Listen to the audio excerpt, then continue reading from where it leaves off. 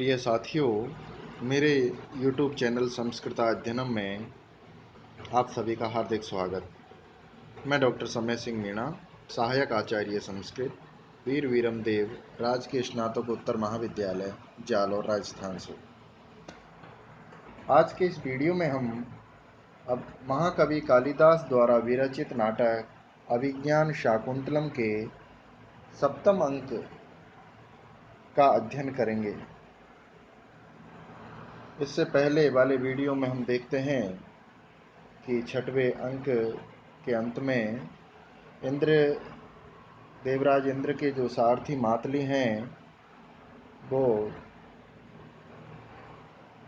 राजा दुष्यंत को दुर्जय नामक राक्षस को पराजित करने के लिए अपने रथ में बिठा करके ले जाते हैं।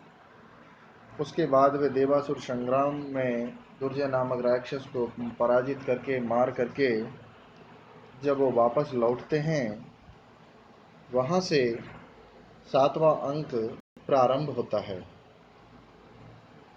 राजा दुष्यंत और इंद्र के सारथी जो मातली हैं वो रथारूढ़ होकर के आकाश मार्ग से लौट रहे होते हैं और वे आपस में वार्तालाप कर रहे हैं। इसी का वर्णन यहाँ प्रारंभ होता है। राजा कहता है कि मित्र, देवराज इंद्र के द्वारा जो मुझे आदर सत्कार मेरा किया था, मैं यद्यपि उसके लायक नहीं था, लेकिन फिर भी उन्होंने मुझे बहुत आदर सत्कार किया था, तो मैं अपने को उसके योग्य नहीं समझता हूँ। तब मातली मुस्कुराते हुए राजा से कहते हैं कि महाराज, मैं दोनों को ही असंतुष्ट समझता हूँ।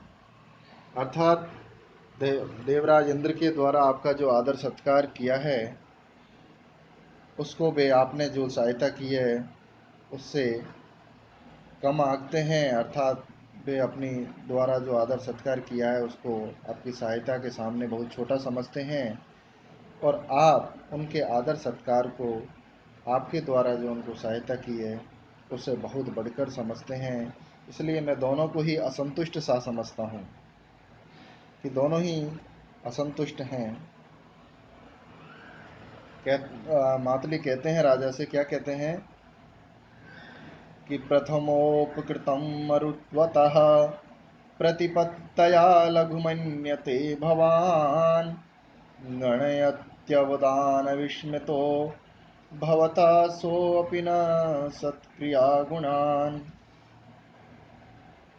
कि भवान यानी आप, मरुत्वतः इंद्र के द्वारा, प्रतिपत्तया जो संपादित किए गए जो आदर सत्कार है उसको प्रथमोपकृतम, जो आपने युद्ध के अवसर में दानवों को हराया था, उस कार्य के उपकार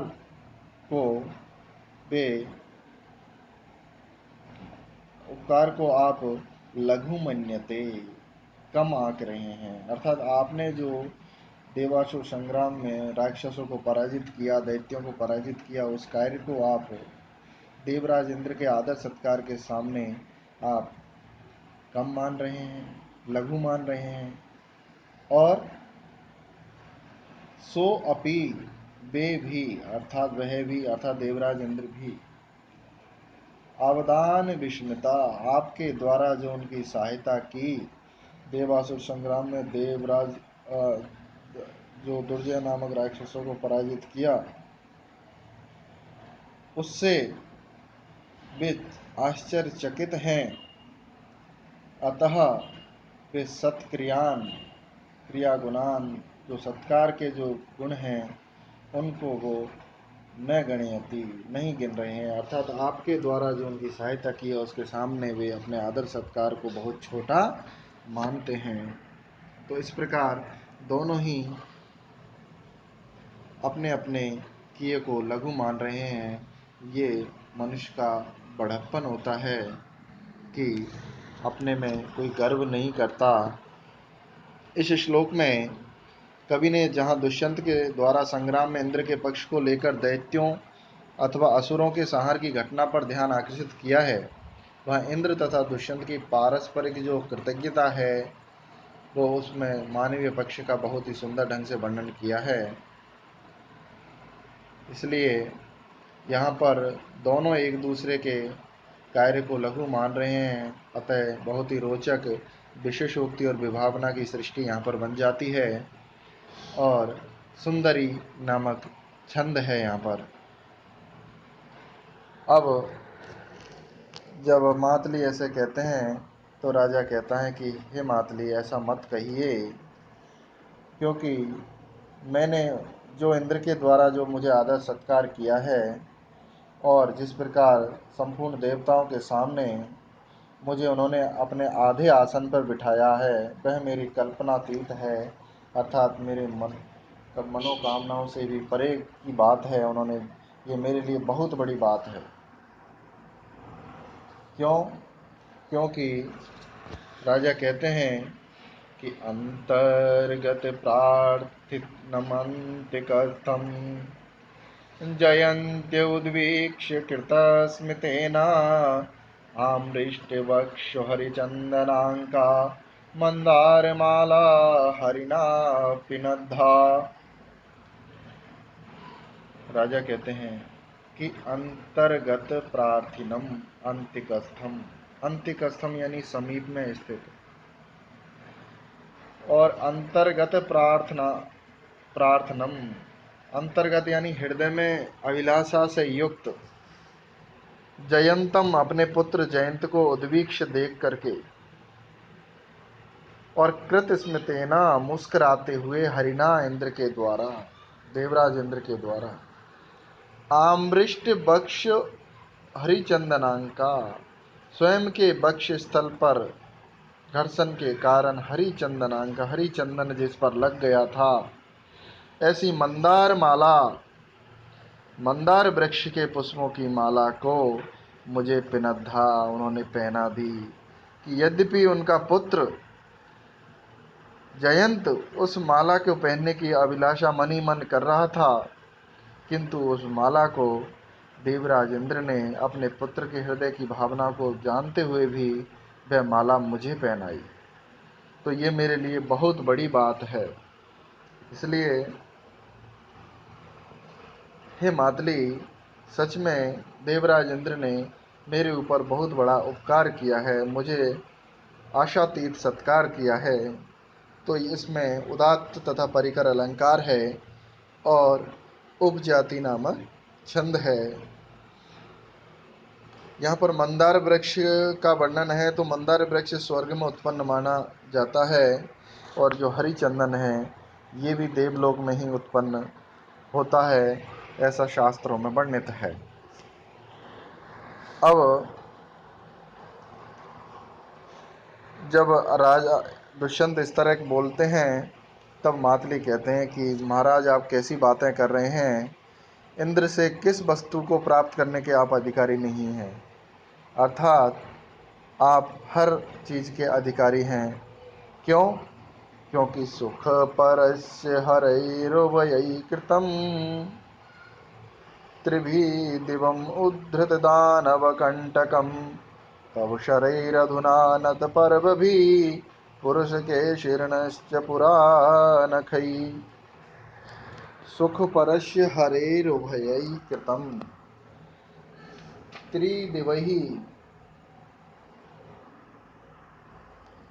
त्रिदिवम् उद्धृत दानवकण्टकम।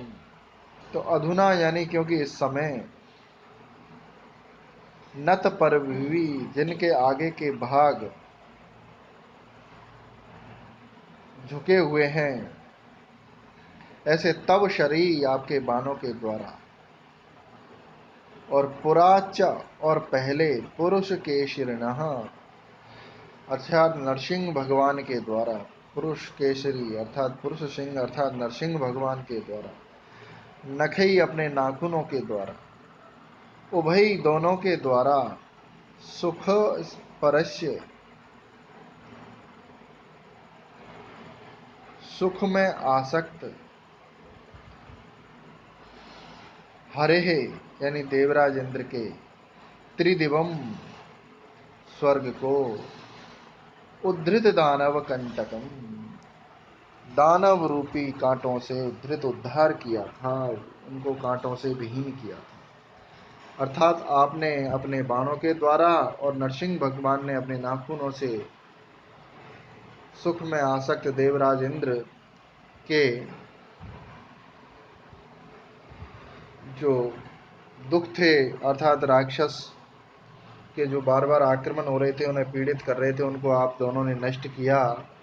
तो आप हर प्रकार से इंद्र के सत्कार के अधिकारी हैं, बल्कि उससे भी बढ़कर जो भी सम्मान मिलता है उसके आप अधिकारी हैं। इसलिए महाराज आप ऐसा नहीं कहें। तो यहाँ पर दीपक अलंकार है और द्रुत विलंबितम नामक छंद है। इस छंद में भगवान विष्णु के नृसिंह अवतार धारण कर हिरण्यकश्यप दानव के संहार रूपी जो पौराणिक आख्यान है उसका यहाँ पर उद्धरण दिया गया है। अब राजा कहते हैं कि मैंने यदि दानवों का संहार किया है, वध किया है, तो इसमें भी भगवान देवराज इंद्र की ही महिमा है और ये सब उन्हीं के कारण मैं ऐसा कर पाया हूँ। क्यों? क्योंकि सिद्ध्यन्ते कर्मसु महत्वपि यन्नियोज्या संभावनागुणमभिहितमीश्वराणां किं वा भविष्यदरुणतमसां विवेत्ता तं चेत्तत्र किरणो धुरिना करिष्यत्।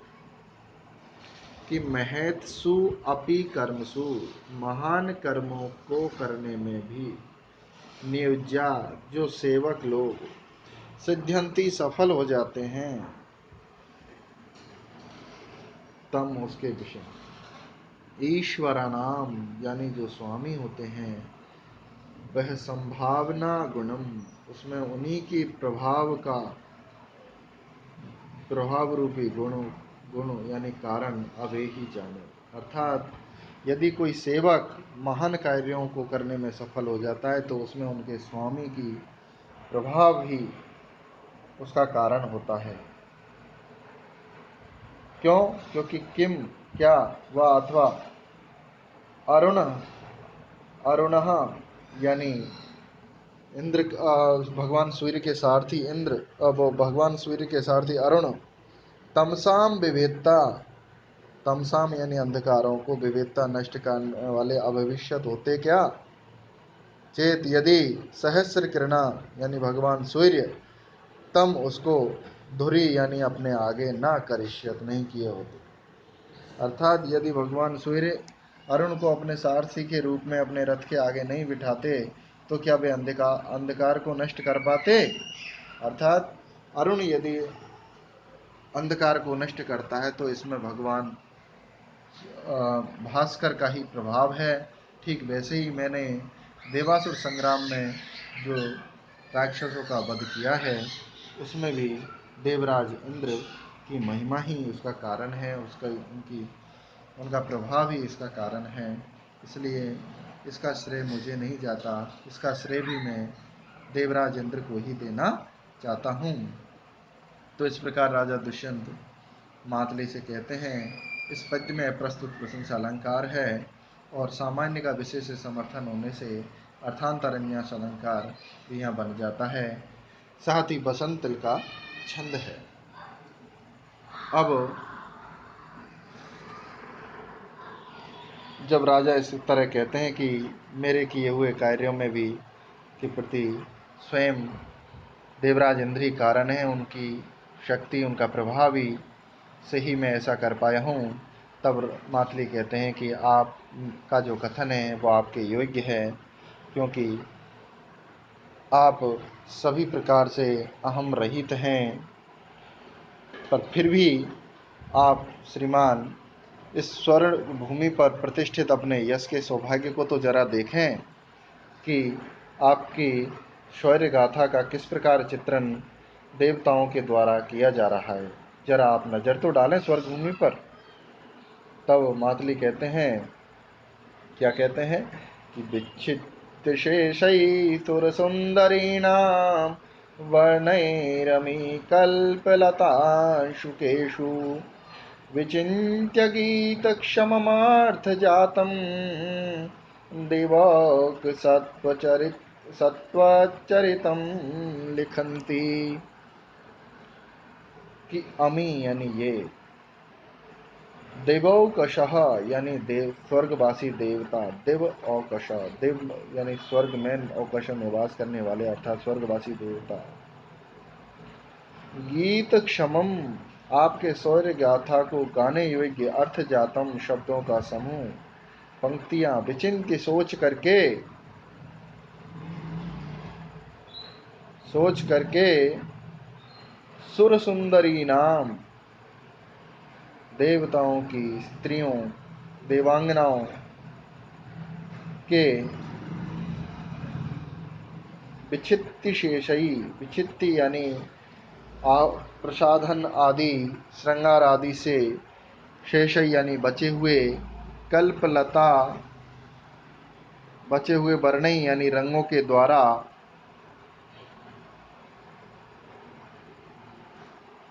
कल्पलतांशुकेशु कल्पलता के महीन वस्त्रों पर, अंशुकेशु महीन वस्त्रों पर,